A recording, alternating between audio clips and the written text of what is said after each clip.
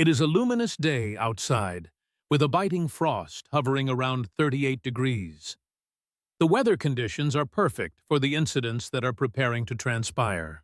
The heavens are clear, and the wind is sharp. A classic Washington winter morning where specifics appear sharp, distinct, and authentic. There is not a single cloud or any mist, just pure clarity. However, the mood feels heavy at this moment, more stifling than usual, shaking with expectation. Donald Trump positions himself at the podium, the golden seal gleaming intensely in the frigid sunlight. He is clad in a dark blue outfit, probably a bespoke creation from a luxury tailor. His cravat is deep red, a declaration item that shouts power and control. The badge displaying the banner is angled slightly. Such trivialities are irrelevant to him because he is fixated on triumph. Nevertheless, his confident smile appears different on this specific day. It is beyond merely audacious, it looks predatory, like a hunter detecting weakness close by. Behind him looms the administrative structure, white columns and ancient architecture symbolizing state power. Filming equipment is everywhere, dozens of units, far surpassing the usual number. Every major broadcaster is present today. The CNN organization has assigned 3 full squads comprising anchors, producers, and engineers. Fox has dispatched 5 crews. They realized this occasion would be colossal.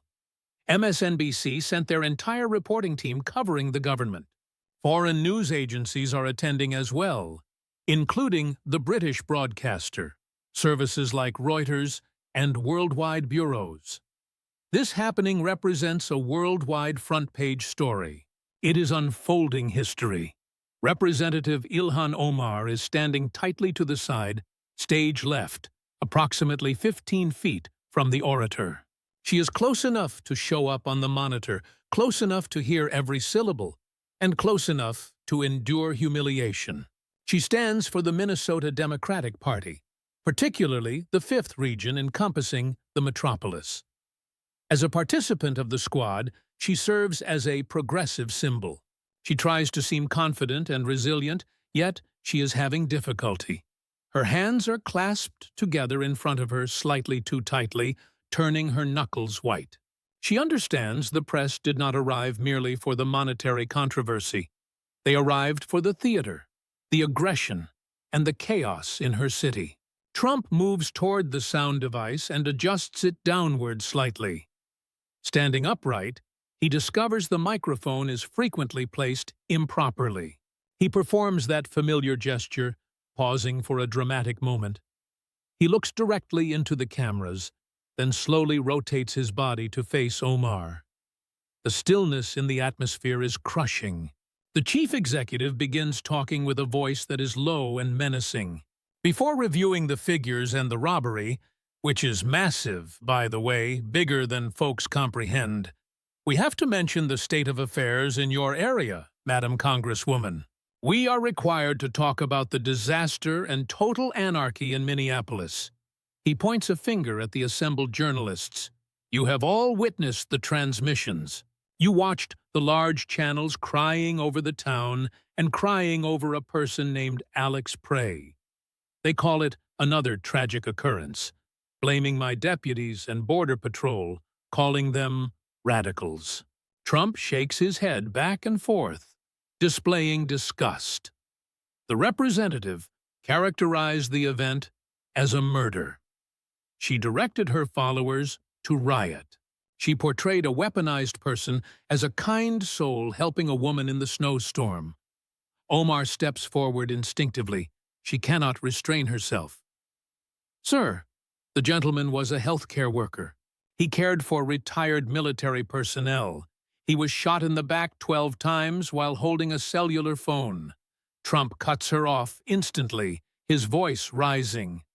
That is false. He held a gun. It was a 9mm semi-automatic pistol. There were 2 ammunition clips discovered. My agents were surrounded by a mob in sub-zero weather, with thousands screaming and throwing blocks of hard ice. My unit defended their safety. They are heroes and patriotic Americans. Regarding your provincial governor, Tim Walz, it is total failure to govern. He blames me, he blames the federal government, and alleges we are occupying forces. He declined to supply security for my Treasury head, Scott Bessent. Is that even believable? A senior administrator comes to investigate robbery, and the state executive leaves him without guard. It is disgraceful. Trump leans over the podium, staring at his rival. You want the federal agents gone from your territory so you can run it like a small dictator's kingdom. However, I am sending extra agents, not fewer. If the state executive declines to restore order, I will execute it. Let me state a truth concerning respect. Even the liberal comprehends this. The municipal boss in New York named Zoran is a genuine liberal who speaks about community oneness, which sounds crazy, but guess what? He came to my suite. We sat down and talked. He texts me on my mobile device. Is that not unexpected? The extreme mayor of the Big Apple talks with me because he wants to save his city. He understands he has to bargain with me. He respects the office. Trump smiles with a cruel, dramatic look. That official makes deals. You generate riots. I observed the northern country trying hidden trade with the Orient. I warned of total tariffs, and the problem was resolved. I observed the Continentals whining about the conflict, stating they are stunned. I told the truth to them. They pulled back while we fought. But I get respect from them. And yourself? You bring only chaos, burned buildings, fallen agents, and lies regarding peaceful protests, while your constituents carry pistols. He pauses, letting the weight of the accusation settle. Nevertheless, I comprehend your intent. I know why you scream about the shooting and why you scream about the army deployment. It is a distraction method. You want to talk about the violence because you decline to talk about the money. You want to dodge discussing your real deeds. Trump reaches under the podium and pulls out a folder. It is thick, exceedingly massive. It holds maybe 3 inches of papers or more. It is organized with colored tabs sticking out from the side, including blue, red, yellow, green, purple, and orange. There are 6 tabs. There are 6 separate sections. There are 6 scandals. Each one is identified by color. The riots will not save you this time, ma'am. The fake weeping over that gentleman will not aid you. The Manhattan administrator is not here to help you. It is merely you, me, and the numbers. He unfastens the folder. The sound of pages turning echoes in the courtyard. We are here to announce the commencement of Operation Clean Plate. This is a major federal investigation. It is a massive audit. It includes several agencies like the Bureau, Revenue Service, Treasury, and legal prosecutors working together. It is the biggest probe in the country's history concerning charity fraud, child meal fraud, pandemic aid fraud, and emergency hoaxes.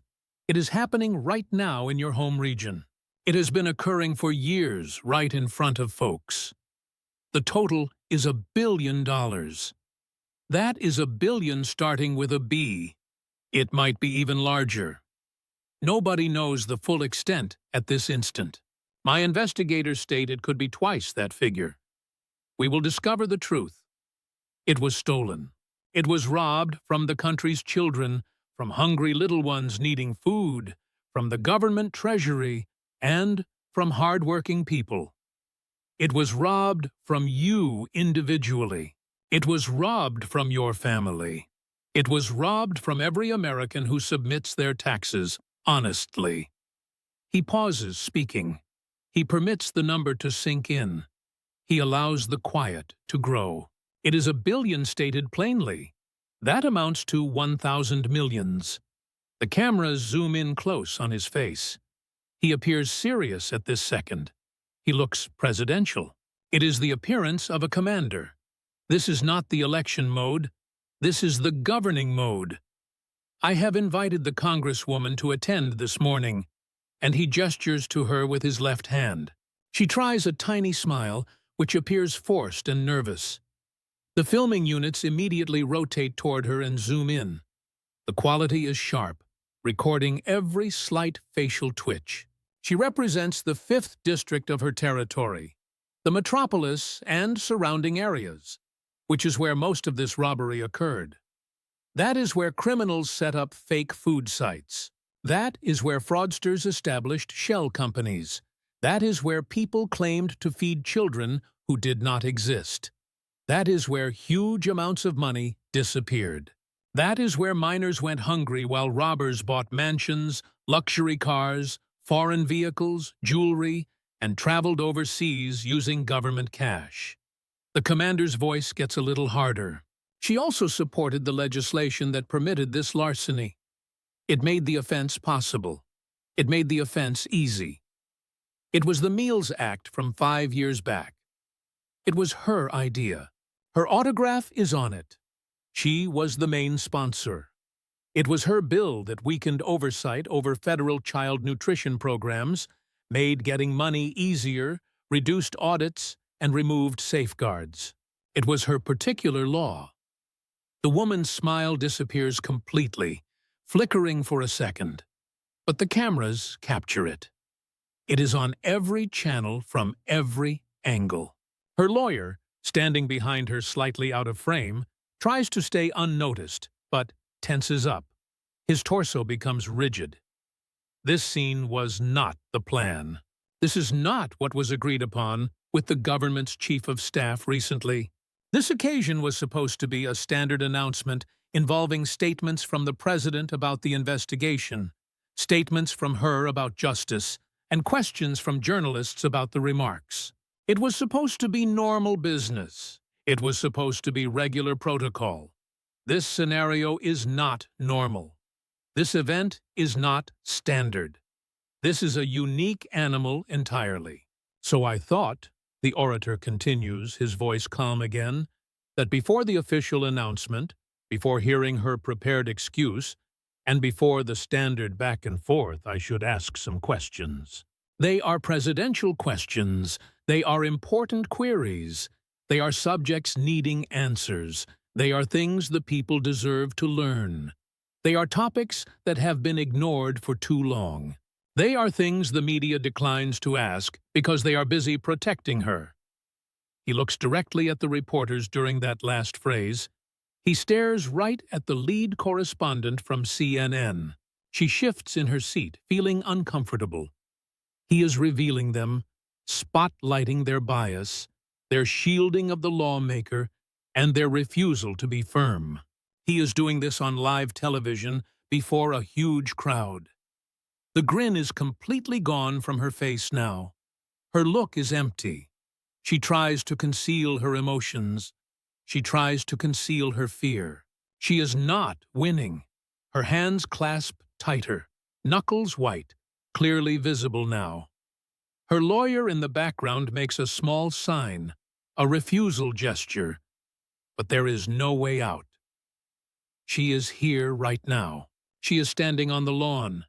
She is being recorded. It is too late to leave.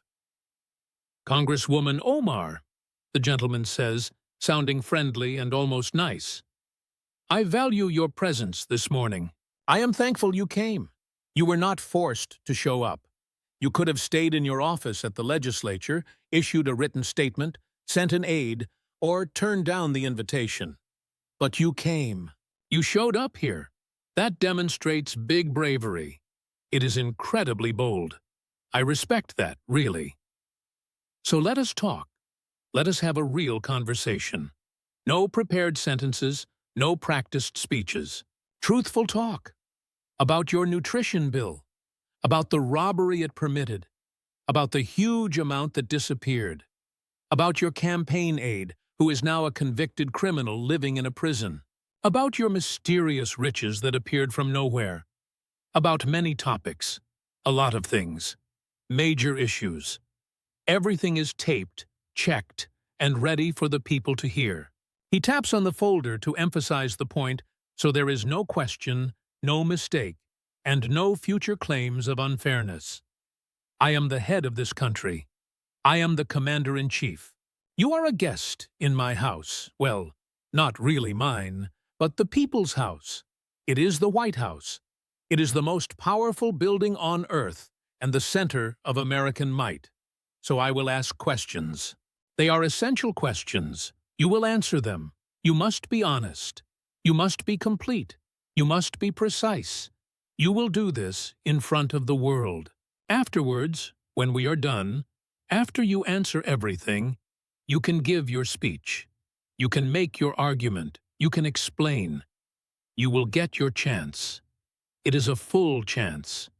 It is a fair chance. Does that sound fair? Of course it does. Surely it is right. Very right. I am a very fair person. Do people say I am unfair? That is wrong. I am incredibly fair. Ask anyone who knows me. So let us begin. The lady opens her mouth, trying to speak, trying to establish some rules or terms. The man holds up his hand, friendly, almost gently, with that little smile. But the move is firm. It is absolute presidential authority. Absolutely not. Not at this second, ma'am. Not at this time. I am asking the questions first. That is the procedure here. That is the regulation. It is presidential manners. The president asks first, then you answer, and then we move on. It is simple. It is fair. It is American. It is the country's way. Here is the first question. I want you to listen carefully, as this is critical. This is the foundation for everything we will cover today. Did you know, when you supported and passed the Nutrition Act 5 years back, did you know it would permit the largest plague fraud, the largest child meal fraud, and the largest charity fraud in the country's history? Did you know? Yes or no? It is a simple question. Just say yes or no. The garden area erupts with sound. It is not questions, just shock. There are sharp gasps of air. There are low whispers. This occasion has no equal. The president is interrogating a sitting lawmaker on live TV in the Rose Garden during a supposedly normal press gathering. The journalist from the cable channel loudly cries out in shock.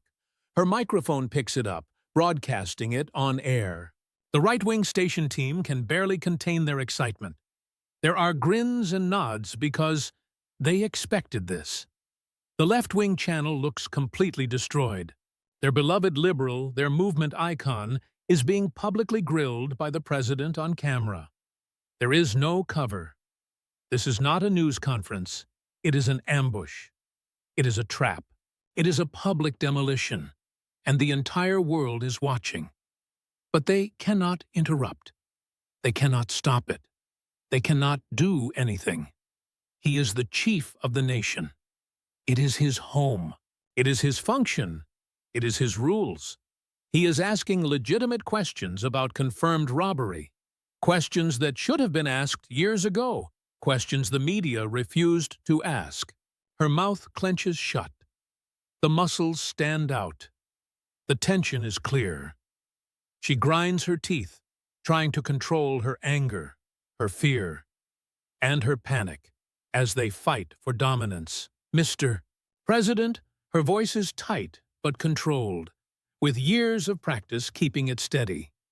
The fraud was committed by criminals, by bad actors.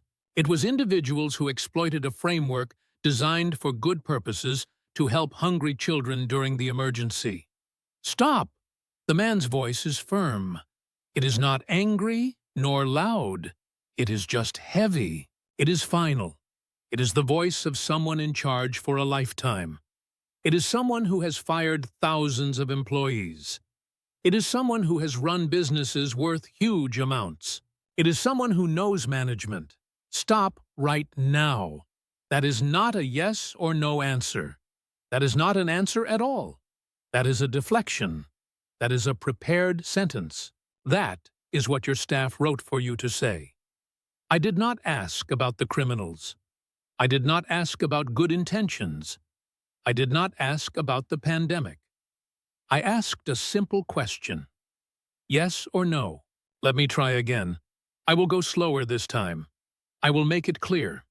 Your law, whatever the number was, your bill, the Nutrition Act from 5 years ago, the plan featuring your autograph as the primary sponsor. Did you know? When you wrote it, when you supported it, when you voted for it, did you know it would be used by robbers to steal $1 billion from the country's children? Did you know that outcome would happen? Yes or no?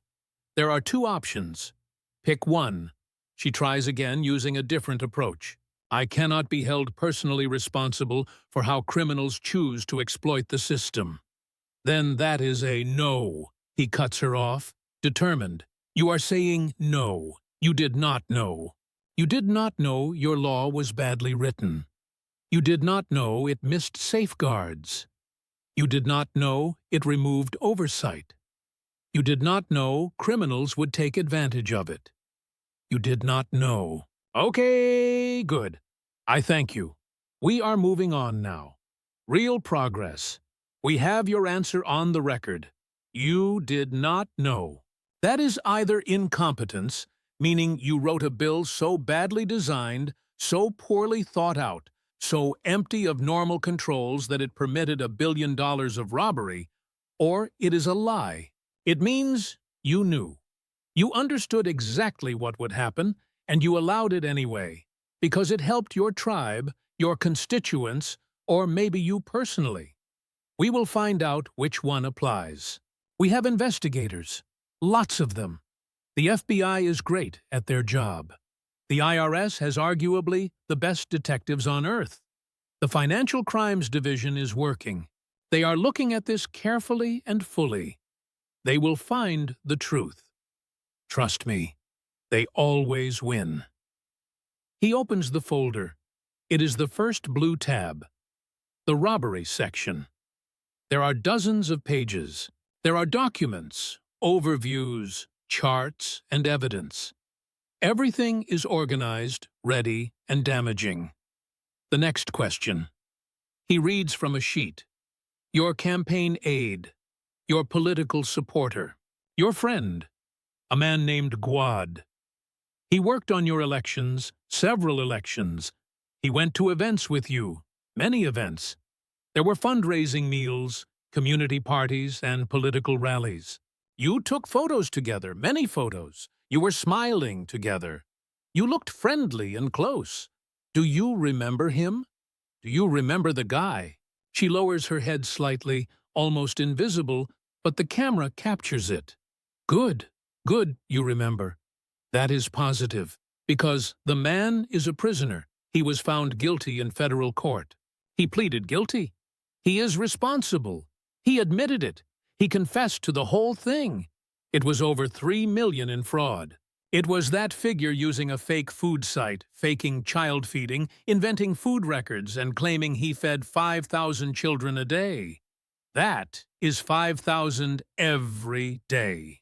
But the children were not real. The site was not real. The meals were not real. Nothing was real except the money. It was federal money. It was taxpayer money. It was your money, Americans. He stole it. He kept it. He spent it on himself, on luxury goods and his lifestyle. And do you know where he is? The man? Right now, at this moment? He is in federal prison. That is where he belongs. That is where criminals live. The president lifts his eyes from the page and looks right at the lady. It is that stare. It is the look that scared contractors, made competitors fold, and made employees confess mistakes. It is that piercing look.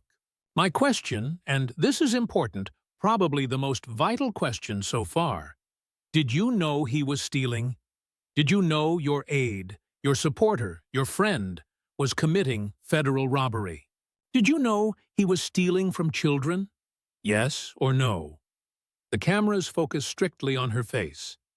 It is a very close frame. The color drains from her skin visibly. You can watch it happening live. She changed from a normal color to a white ghost. It is like ash. It is the color of fear. It is the color of guilt. It is the color of exposure. The realization is landing. Complete understanding covers her face. This is not just about robbery in her state. This is not just about the law. This is about her. It is about her money. It is about her crimes. It is about her corruption. This is about everything. Every scandal, every lie, every stolen dollar. And the man has it all. Every piece of evidence, every document, every witness, every transaction. This is going to be bad. Very bad. Probably career-ending bad. Probably prison time bad. Sir? Her voice shakes now, control breaking, fear coming out. I think we should follow normal rules and let the agencies— You think we should talk about this? He interrupts, appearing happy, enjoying the moment. He is a showman and has always been. He loves big events. He lives for them. I agree completely. Totally. That is exactly why we are here. That is why I cleared my morning schedule. That is why I invited you. That is why I set up this conference. That is why crowds of people are watching right now. Probably tens of millions by now, maybe 100 million worldwide. Everyone wants to know. Everyone deserves to know. It is maximum viewership, likely the most seen briefing ever. We are making history today. So answer the question. Did you know your aide, the man in your photos, at your events, supporting your campaigns, was stealing millions from the nation's children? Yes or no? Silence. Total silence. Total 5 seconds. 10, 15, 20. The only sound in the garden is the clicking of cameras, the soft, fast tapping of expensive equipment. There is the quiet shifting of reporters adjusting in seats. Someone coughs, tries to muffle it, but fails. That is all. That is it. The press corps does not know where to look. It is painful. It is awkward. It is brutal. It is like watching a car crash in slow motion. Even the left-wing reporters look uncomfortable. This is their political ally being destroyed, yet they cannot turn away. No one can look away. 30 seconds go by. 40. She still has not answered. She cannot answer. Either reply destroys her. Yes means she knew and did nothing, protected a criminal, joined the fraud. No means she is incompetent, did not know her own aide was a thief, failed to vet backers, missed millions being stolen right in front of her. Both answers are terrible. So she says nothing. We will come back to that, the man says, calm, as if this is normal, as if grilling lawmakers on TV is a regular Tuesday. Keep it for later. We will return to it. But here is what I know. And I have a lot of information. I have been busy, extremely busy. My team has worked non-stop, weekends, nights, holidays. I hire investigators, I hire researchers, I hire accountants, forensic experts, the best in the world.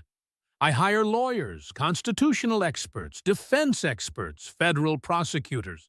They are all working together. They are operating as a team. And we found some interesting things, shocking things, unbelievable things about you, ma'am, about your money, about your change from poor to rich, about your husband, about his change from poor to rich, about your friends, about their money, about your campaigns, about everything. We have everything. He puts the folder completely flat on the podium. The pages are visible. There are dozens, maybe hundreds. The microphone picks up the sound and amplifies it. Each page turned sounds like thunder in the silence. So here is our plan for today. Here is the strategy. It is a simple strategy. It is a fair strategy.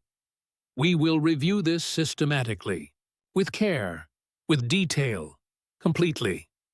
I will expose 6 massive scandals. There are 6 sections, taken one by one, bit by bit. I have 6 colored tabs here, and he taps each one. Blue, red, yellow, green, purple, and orange. There are 6 huge scandals. There are 6 federal crimes, each one taped, each one proven, each one ready for court, each one ready for the people to judge. In the back of the press area, the MSNBC executive is on the phone, panicked and afraid. We have to figure out a way to cover this. The situation is... He cannot finish the phrase. There is no equal. Nothing like this has ever happened. And finally, the president continues. Once we go over all 6 points, once the country sees all the evidence, once everyone hears the testimonies, the facts, and the truth, then the country can decide for itself. You can decide, is the lady a victim? Is she a target of prejudice, as she always claims, as her lawyers will claim, as CNN will claim, as MSNBC will claim? Or is she something else? Is she a fraud? Is she a criminal? Is she a corrupt politician? Is she a traitor? Is she someone who puts her homeland above this country? Is she someone who gets rich while her voters stay poor? Let us find out together. Let us look at the proof. Let us follow the facts. Let us see where the truth leads us. She looks at her lawyer. There is terror in her eyes. It is absolute fear. He is shaking his head wildly and hopelessly. This is a disaster. It is a complete disaster. It is a legal disaster. It is a political disaster. It is a career-ending disaster. It might be a constitutional crisis, but there is nothing he can do. There is nothing anyone can do. She is stuck in the garden with the nation's leader on live television shown to the world. She cannot leave. She cannot refuse to answer. She cannot claim immunity. She cannot do anything but stay and take it. She must take every question. Answer or stay quiet. Both options are horrible. She made a huge mistake coming to this.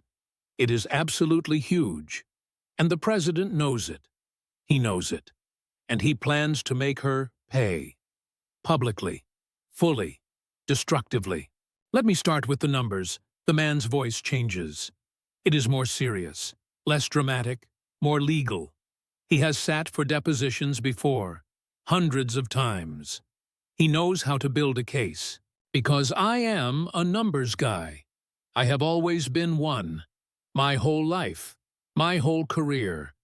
I built everything on numbers, buildings, businesses, deals, profits, losses, spreadsheets, income statements, cash flow. I know numbers. I understand numbers. I respect numbers. And here is what I know about numbers. They do not lie. People lie. Politicians lie.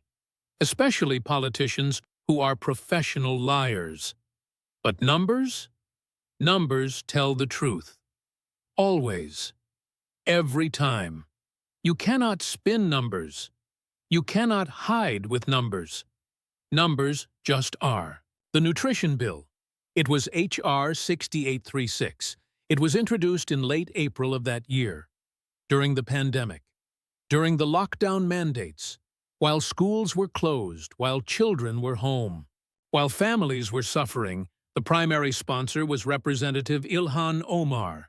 The co-sponsors included Presley, Raskin, and some others. But your name was at the top. It was your law. It was your baby. It passed the House in May. It passed the Senate in June. It became law in mid-July. The purpose, according to the text, was to provide flexibility to ensure food access during the emergency. It was a noble goal. It was a beautiful goal. Helping hungry children. Who could object to that? Who could be against feeding kids during a crisis? He stops, lifts his eyes from the paper, right at the woman. It is that prosecutor's stare. But that is not what happened. That is not what it actually did. Your law weakened oversight. It weakened it massively. It made claiming federal reimbursement for feeding kids easier, much easier. It removed proof requirements. It reduced audit rates. It stopped site visits. It stopped background checks. It basically said, if you claim you are feeding children, we will believe you. We will send money. Huge money. Federal money. Taxpayer money. Without questions. That is what your law did. Under the cover of emergency. Under the cover of helping kids quickly. Under the cover of flexibility. But honestly, it created the biggest stealing opportunity in the country's history. He pulls out another document. It is a chart. It has red bars and numbers. They are shocking numbers. He shows it to the cameras, lets them focus, lets the country see. Here is what happened next. Feeding Our Future, the main nonprofit based in the city. It is your district. It is your community. They claimed they were feeding hundreds of thousands of children a day. Through schools, through community centers, through mosques, through daycares. They claimed millions of meals. Millions. And the federal government, our administration, sent money. Gigantic money. Using the flexibility your law created. Using the lax oversight your law permitted. He puts the chart down, looks at the numbers himself, shakes his head, disgusted. It is 250 million. That is the confirmed amount right now. That is the guilty amount in federal court. It is 250 million. But prosecutors think it is much higher. Much, much higher. They think the total fraud might reach $1 billion. Maybe more than that. Because the oversight was so bad, because the records were so flimsy, because your law made lying so easy, we might never know the full amount. His voice goes up a bit. It is controlled anger. It is presidential rage. Do you want to know what they really did? Do you want the truth? There was no food. There were no children. There were no meals. Nothing. Empty buildings. Fake sites. Ghost kitchens. Some locations were actually just parking lots. Empty lots. One place was a closed restaurant. Another was a private house. No kids, no food, no nothing. Just claims. Just paperwork. Just lies. And cash. Huge amounts of cash. Moving from Washington to the city, to bank accounts, to robbers. He pulls out photos. They are in color. They are high definition. He shows them one by one. This is Safari Restaurant. It is in the city. It is your district. It looks legit, right? A real eatery. A real business. But the co-owner, a man named Salah, was just found guilty. He was convicted in federal court on the 24th of March. He was found responsible for conspiracy to commit wire fraud, for conspiracy to commit program bribery, for conspiracy to commit money laundering. It was part of the nonprofit scheme. It was 70 million. That sum went through this one restaurant. He puts the restaurant photo down and picks up another photo. This picture is worse. Much worse. And here is you, inside that restaurant, during the summer of 2020, caught on video. We have the full clip. The cable channel refuses to show it, but we will.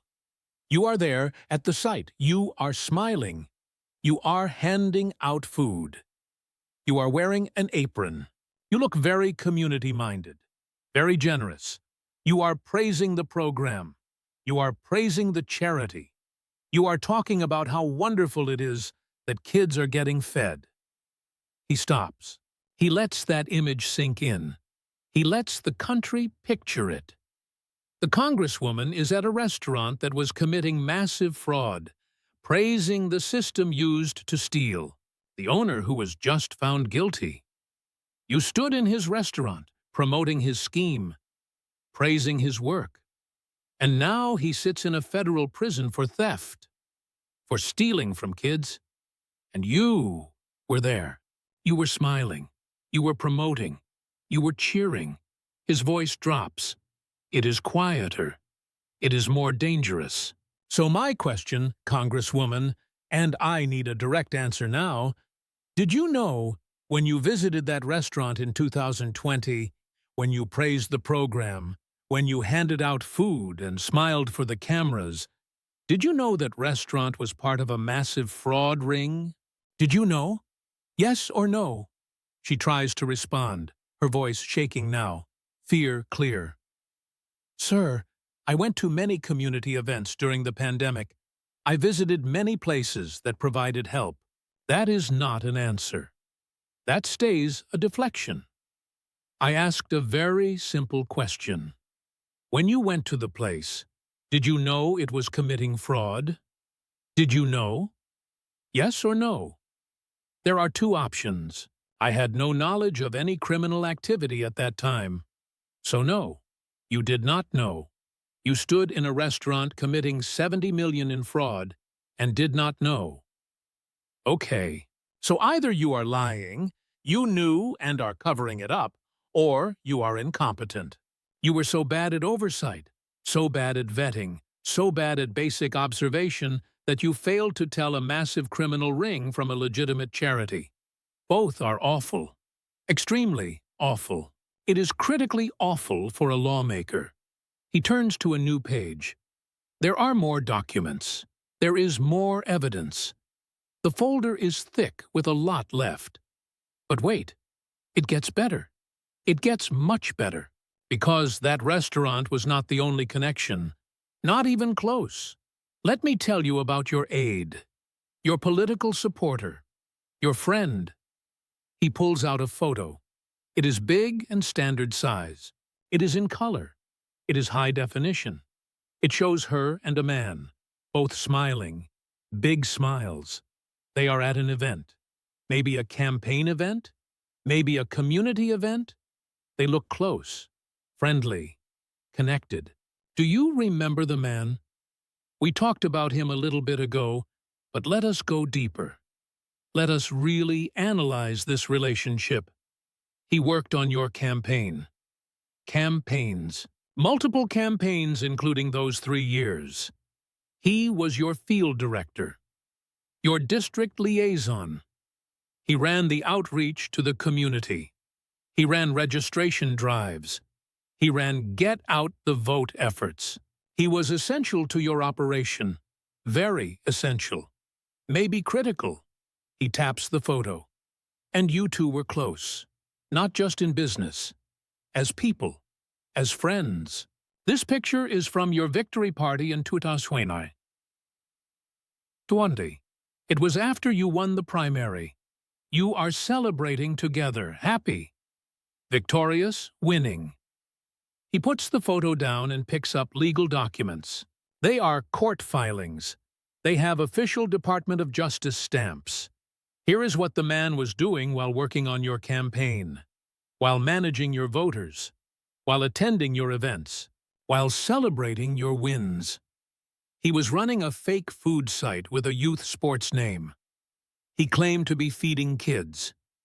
He sent invoices to the federal government through the nonprofit. He said he provided 5,000 meals a day. That is 5,000 a day to inner-city kids. He lifts his eyes, eyebrows raised. It is a skeptical look. 5,000 meals a day. That is a lot of food. That is a huge operation. It requires a commercial kitchen, staff, supplies, and logistics. It is a massive job. But none of it was real. No food, no kitchen, no staff. Zero. Just claims, just paperwork, just lies. And money. It was over 3 million. It was that amount the man stole from the government. He stole from kids. While working on your campaign? Silence. Heavy silence. The press corps is mesmerized. Even the left-wing reporters look shocked. This is damning. Unbelievably damning. He was arrested in the fall of 2022. He was charged with conspiracy to commit wire fraud, conspiracy to commit program bribery, and money laundering. He pleaded guilty. He is responsible. He admitted everything. He confessed to the whole scheme. And he is currently in a prison serving his sentence. That is where he belongs. He closes that section of the documents. It makes a loud noise on the podium. So, let me ask again, ma'am, and I really need an answer now. A real answer. Your campaign aide, the guy running your field operations, the guy in your campaign photos. Did you know he was stealing over $3 million? Did you know? How did you not know? He worked for you. He went to your events.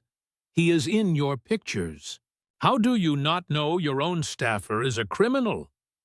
Her lawyer steps forward, a half step, trying to intervene. The president sees him, gestures at him. Sir, you can advise your client after she answers. This is between me and the lady. We are just having a conversation. Just talking. There is no harm in talking. The lawyer backs off, helpless. Her hands shake now, visibly. I returned those donations once I learned about the charges. Oh, great. I thank you. You returned donations, that is a start. That is important. How much did you return? It was $7,400. That is it? Okay, let me do the math. You returned that amount. He stole $3 million. That is a fraction of a percent. You kept his support, his work, and his donations for almost the whole time he was stealing. That is a long time. That is a lot of fraud to ignore. The math hits hard. The numbers do not lie. You can see it on the reporters' faces. The calculation, the realization, the double standard. And when did you return it? When did you give that money back? Later, after the indictment was unsealed, after he was charged, after he was arrested, after it was in the news, after it became too embarrassing to keep. Not before, not while he was stealing, not while kids were hungry. Once it became public, once you had no choice. That is when you returned it. And you call that accountability? He shakes his head, disappointed. It is how a father might look at a failing child. Let me paint the full picture for the country, for everyone watching. Your law, the Nutrition Act, weakened oversight so badly it allowed $1 billion in fraud. You attended events at restaurants committing massive fraud. You praised the system used to rob kids. Your aides stole millions. You took his money and support for years. You only returned it after he was arrested.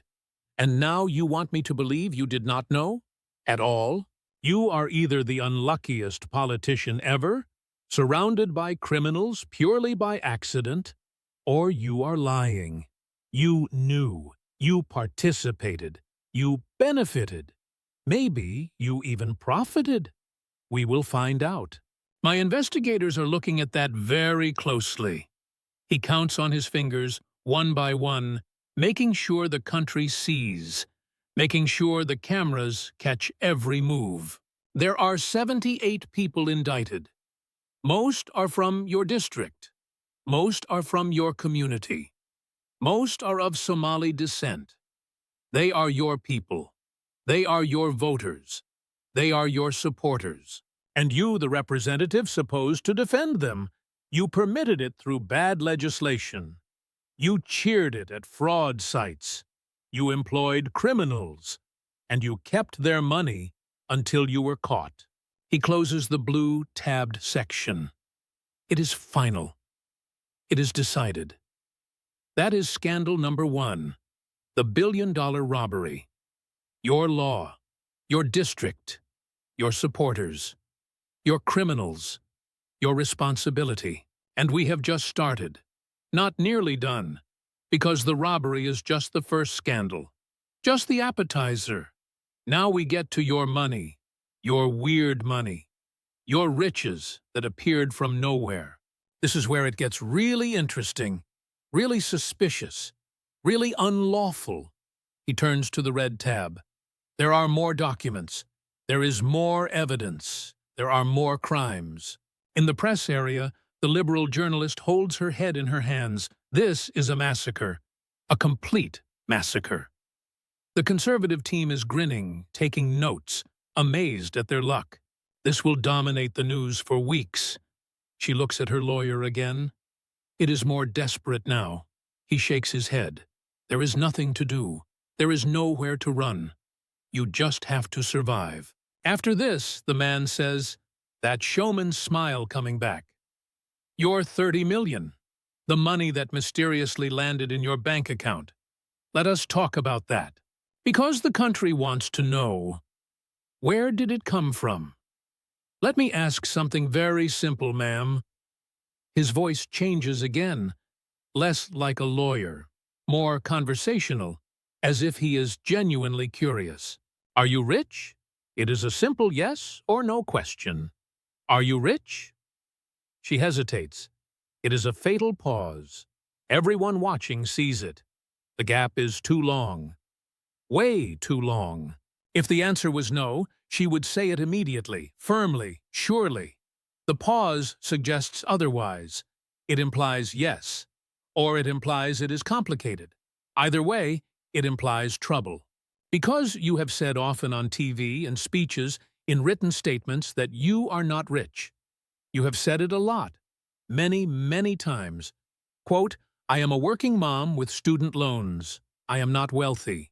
That was early 2025, in a magazine interview. Those are your exact words. Do you remember saying that? He does not wait for an answer. He does not need one. Let me show you something. He holds up 2 documents, one in each hand, like scales.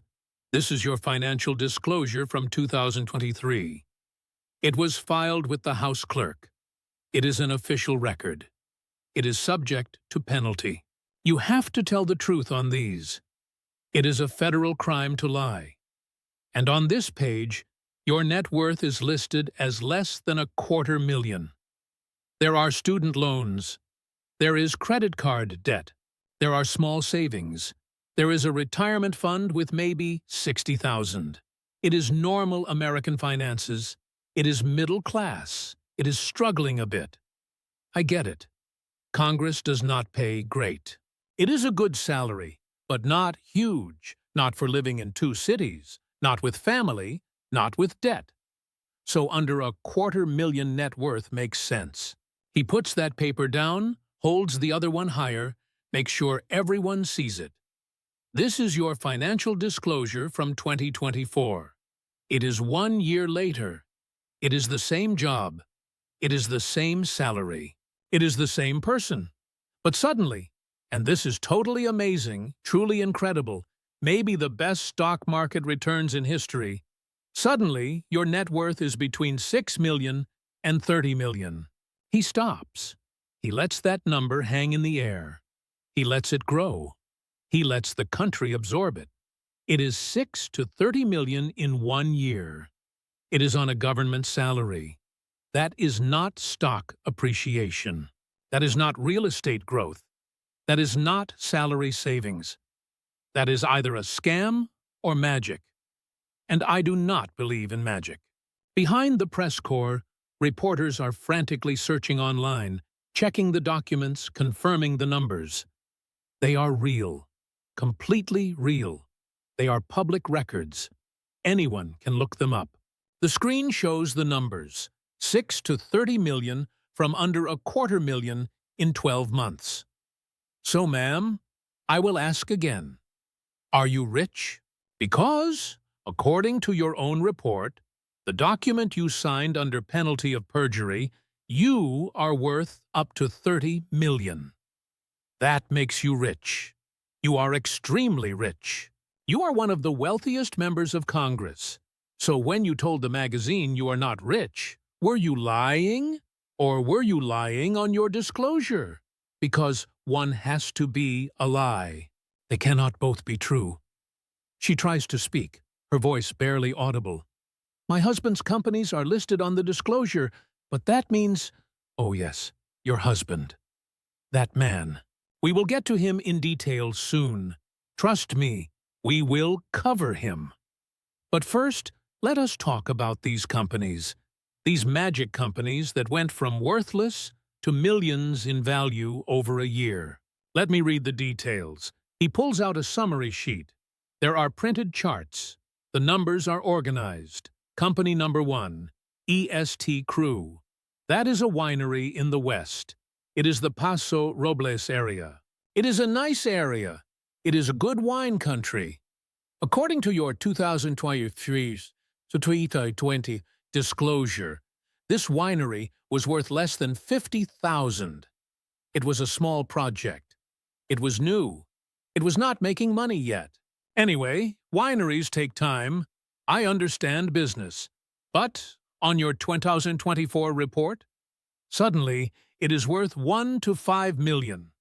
He looks up. It is that signature look. His eyebrows are raised. He is skeptical. It is 100 times increase in value. 100 times gain in a year for a winery? Now I have worked in real estate my whole life. I know land prices. I know business valuations. And I am telling you, wineries do not increase 100 times in value in a year. They do not. It does not occur. Not normally. Not legally. He pulls out more papers. They are court filings. They are legal documents. And here is what makes it really fascinating. It is really fishy. Investors in this winery, real investors who put in actual money, their life savings in some cases, they are suing. They filed lawsuits. They say they lost everything. They say the winery is failing. It cannot pay debts. It cannot make a profit. It cannot keep promises. An investor said, and I am reading from the complaint here, we were defrauded. We were promised returns that never came. We were promised success that never happened. Our money is gone. He puts the legal papers down, looks right at the woman. So explain this to me. Help me understand. Investors claim the winery is worthless, claim they lost it all, claim it is failing. But on your disclosure, it is worth millions. How does a failing winery that defrauded investors get valued at millions? Someone is lying. Either the investors are lying, and they are lying under oath in court, which is a felony, or you are lying on your disclosure. Which is it? No answer. She looks down. She cannot meet his eyes. She cannot face the cameras. Her body language tells the story. Company number 2, he continues, relentless. Rose Lake Capital. It is a venture capital firm. It is your husband's firm. It is him and his partners. Now this case is really special. This case is my favorite because the numbers are so ridiculous, so impossible, so obviously fake. He picks up court documents. There are more filings. There are more legal sheets. In 2024, this firm was involved in a marijuana business dispute. It was a cannabis company in the Midwest. The lawsuit required financial statements. It was sworn testimony. And in those documents, court documents, so it is official, it is a legal record. The firm stated it had exactly $4,244 in its bank account. It was $4,200. That is not a typo. That is not missing zeros. It is $4,244. That is cheaper than a nice dinner in D.C. He stops. He lets that sink in. $4,200. The insanity of it. But on your congressional disclosure filed the same year, the same period, this same firm is listed as being worth $5 million to $25 million.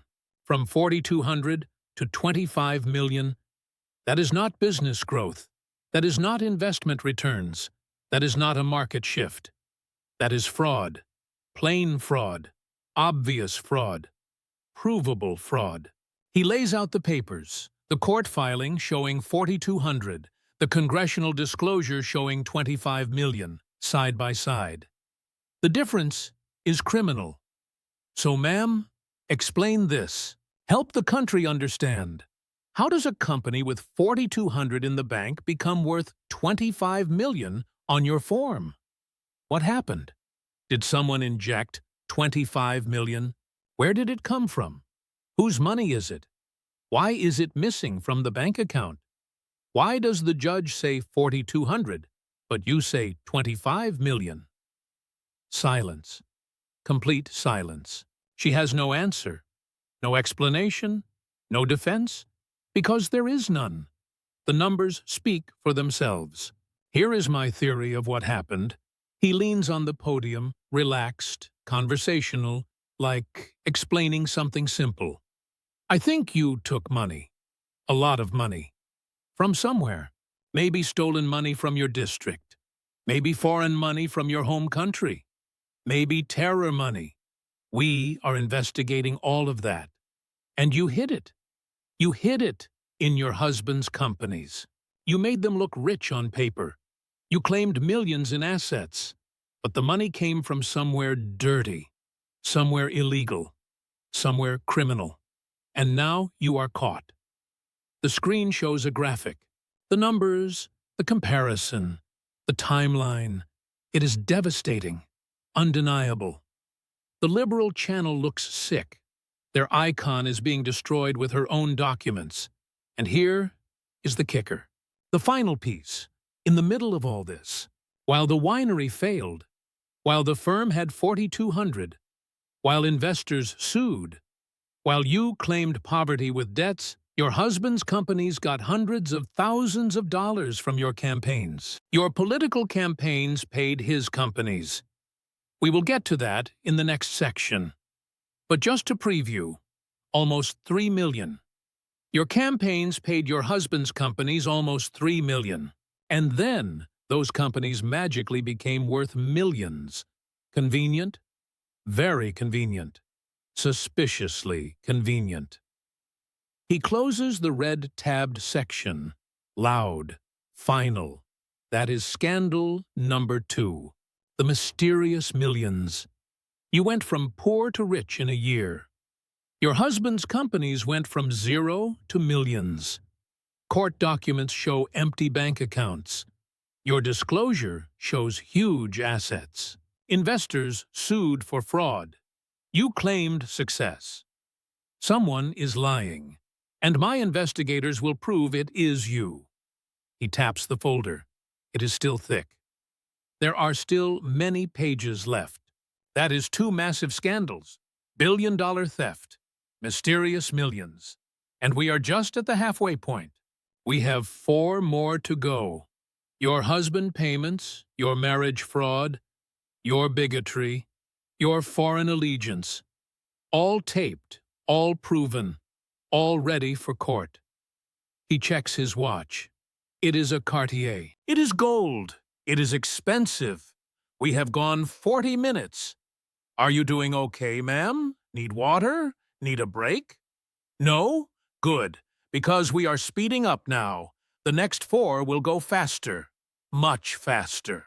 Let us talk about how you paid your husband millions before marrying him. While you were having an affair? While you were both married to other people? This is the entertaining part. Truly scandalous stuff. Tim Minot, your husband. Let me describe him. He is a nice guy, good-looking, a smooth talker, a consultant. I do not know him personally, never met him, but I know about him. I have a lot of info on him. My team has done deep research, very deep background checks, financial records, travel logs, everything. And what we found is very interesting, very shady, very guilty. He opens the yellow tab. Campaign finance records stack up. FEC filings. It is a thick stack. It is the kind showing where every single dollar goes. Every payment. Every vendor. Every transaction. Behind the press corps, the screen shows a graphic. Her campaign payments to the husband's firm. The numbers are shocking, even to people who thought they knew the story. He ran a consulting firm called E Street Group. It was him and his partner, a guy named Haler. They did political consulting. The usual stuff: digital advertising, social ads, web design, messaging, fundraising emails, mailers, voter contact, list management, the standard campaign services. And in 2010, campaign hired them. Your committee paid them. A lot. A whole lot. More than any House campaign should ever pay consultants. He reads slowly from a filing. It is an official document. It is a public record. It was $2.78 million. Almost $3 million for a single congressional campaign. One House race in the Midwest. A safe blue district, a seat you were going to win easily. Yet you paid this firm, your future husband's firm, that amount. Let me put that in perspective. The average House campaign spends maybe $2 million total. Total. On everything. Ads, staff, travel, everything. You spent almost $3 million just on one consulting firm. One firm, run by the man you were dating. He looks up.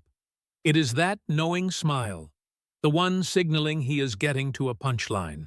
Now here is the timeline. This is critical. Follow this closely. In 2019, you and the man started working together, traveling together, a lot. Your schedules match perfectly. Same flights, same airports, same cities, same hotels, the mountains, the coast, D.C., the lake, the Northwest, across the country together. Very close, very private, a lot of alone time. His wife, Beth, notices it. Of course she notices it. Wives always notice it. She gets suspicious.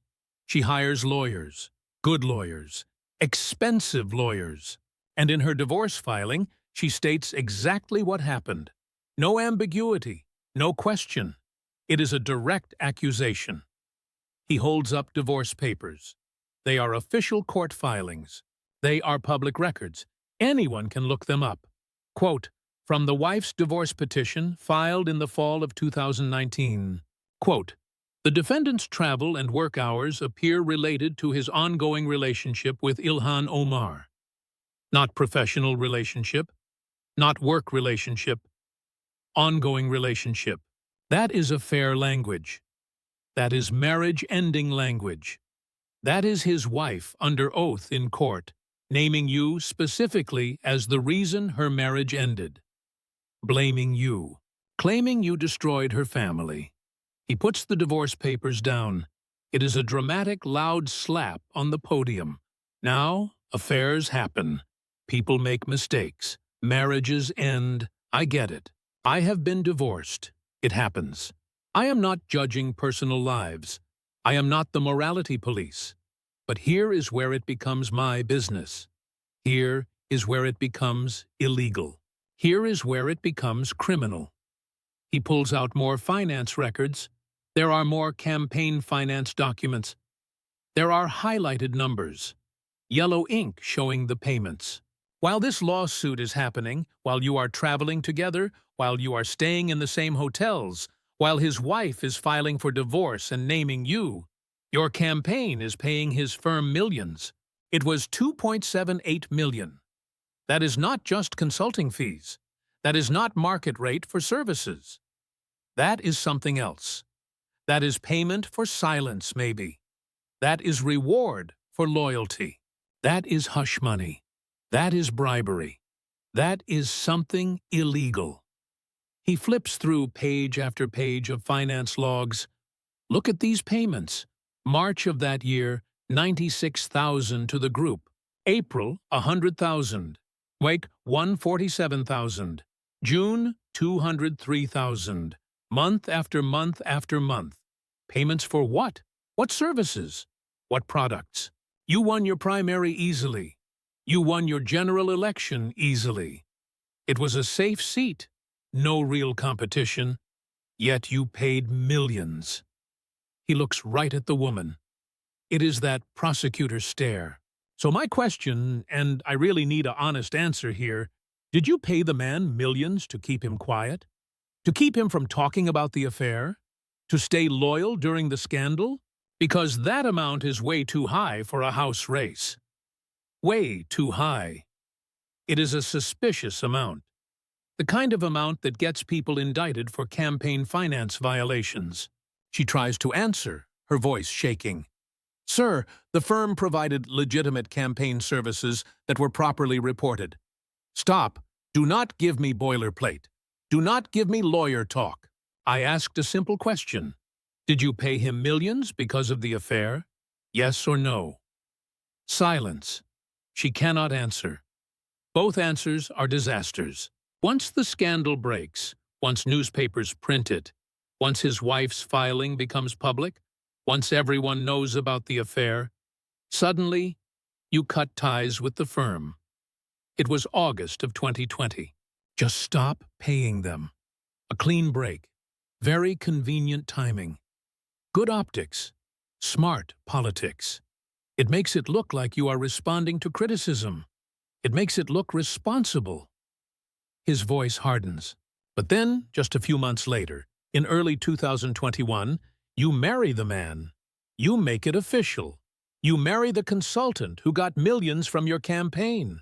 You marry the guy whose wife blamed you for destroying her marriage. You marry the affair partner. And suddenly, his companies are worth millions on your disclosure. The same companies that were broke a year before. Very convenient. Very suspicious. Very criminal. He closes the yellow section. Loud. Resolute.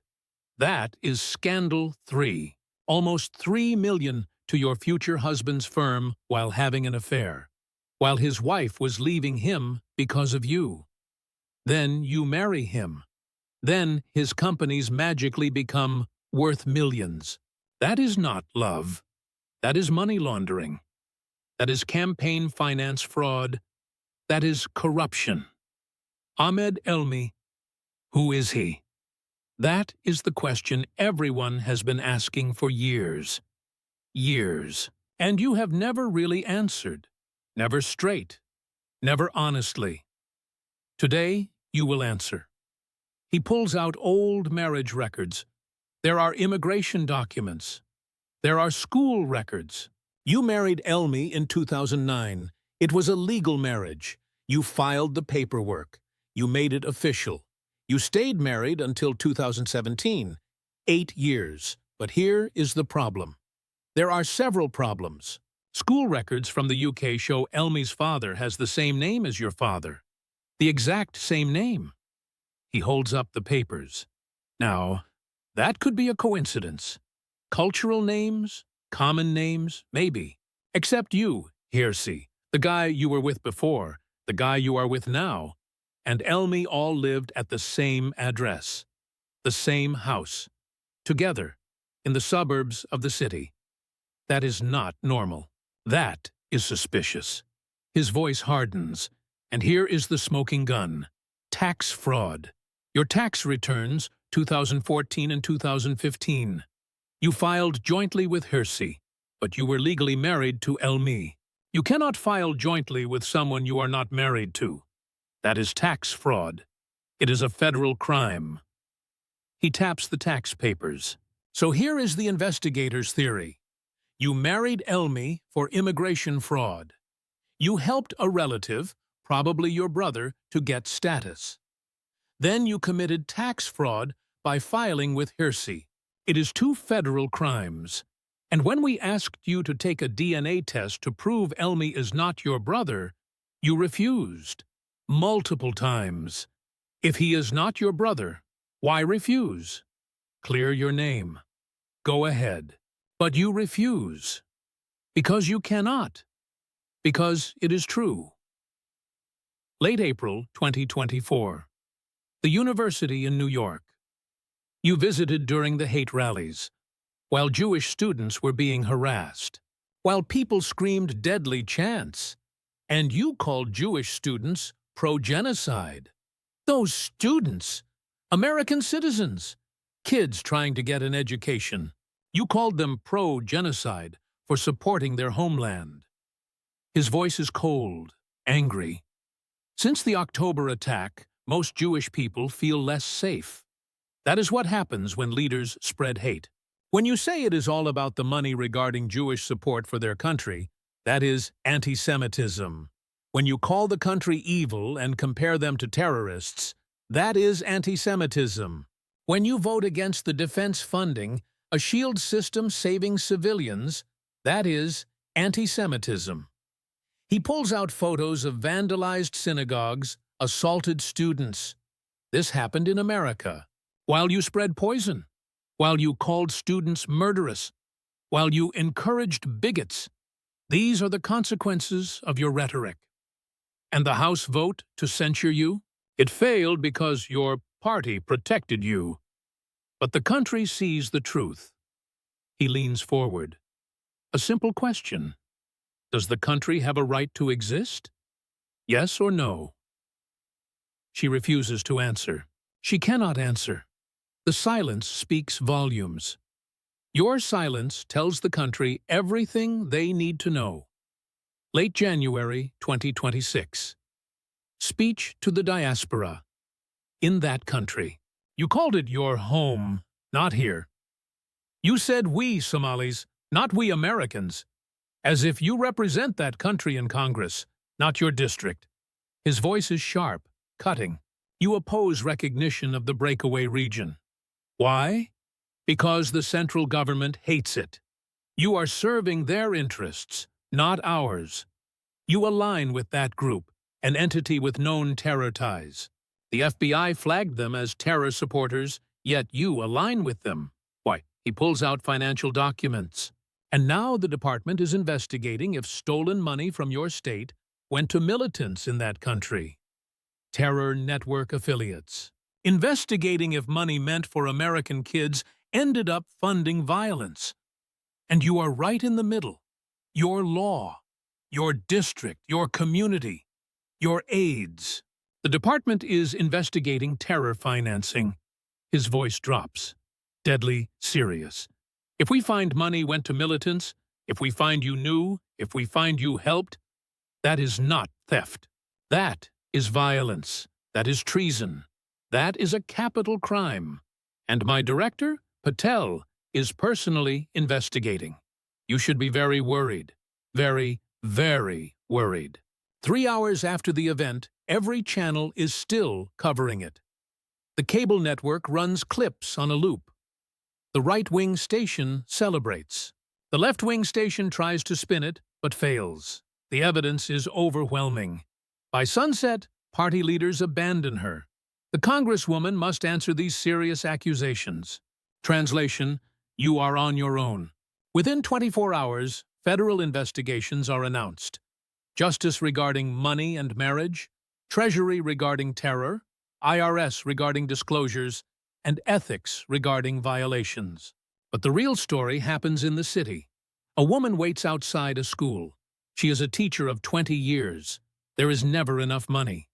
That huge amount was supposed to feed students like Marcus. She shows a photo of a little boy, 8 years old. Instead, thieves stole it. Her law allowed them. Her friends stole it. And the president exposed it. That is not racism. That is justice. A religious leader speaks from his local mosque. He is an immigrant, legal arrival, and American citizen. She hurts all of us. She claims to represent us while getting rich herself, using our community as a shield. The president attacked criminals, not our people. There is a difference, and we are grateful someone finally made her accountable. 2 weeks later, she announces she will not run again. No press conference, just a statement. After reflection, I have decided not to seek re-election. I am proud of my service. I thank the state. Translation. Career over. Too many scandals.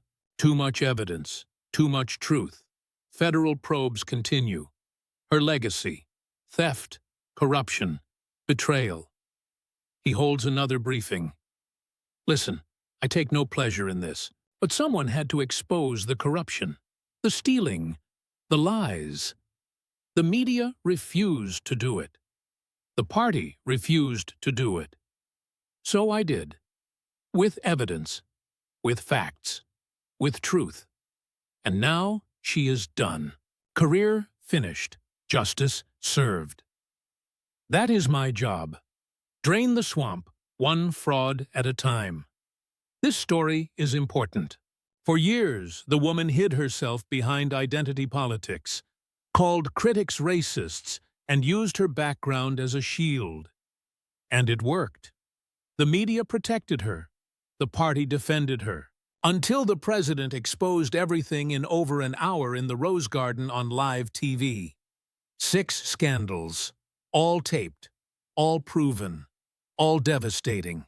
If this gave satisfaction, if you are tired of corrupt politicians hiding behind groups, hit that like button. Share this. Let people know the facts. Let them see how he took her down with evidence and truth. Comment which other squad members need this treatment. The New Yorker? The Michigan rep? The Massachusetts rep? Subscribe for more answers, more truth, more justice. The swamp is deep, but we are draining it, one corrupt politician at a time.